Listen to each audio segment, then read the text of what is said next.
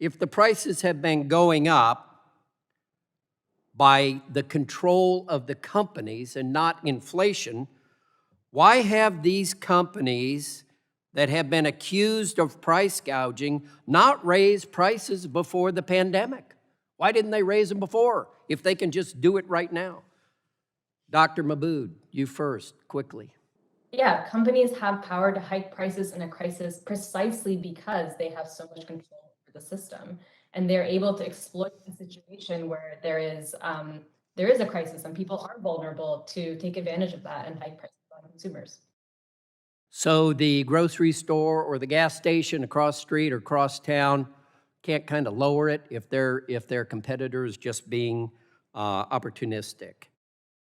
Dr. Mabud, I was hoping you could explain why free or low price COVID tests are necessary for a strong economic recovery and how understanding the challenges that we see and the disparity in pricing and testing may relate to that. If you could share your thoughts with that, thoughts on that with us, that would be very helpful. Sure. I mean, in the midst of a global unprecedented pandemic, ensuring access to affordable or free testing and PPE is absolutely vital to keep our economy going.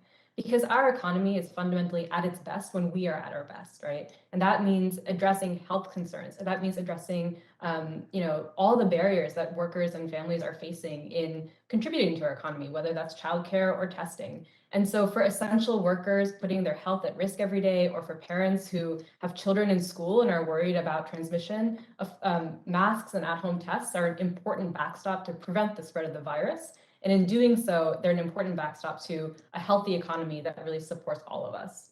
Thanks for that. And I've got about a minute and a half left, so I'd love to direct my next question to you and then open it up to anyone else. And if I run out of time, would love to get any additional responses in the record. But I think it's a good way to close this hearing and saying, how would empowering federal and state agencies to enforce against pandemic price gouging and ensure that those crucial COVID-related supplies like masks and tests that you were just talking about that are so necessary to our economic recovery, how would empowering them ensure that those supplies are available to all Americans?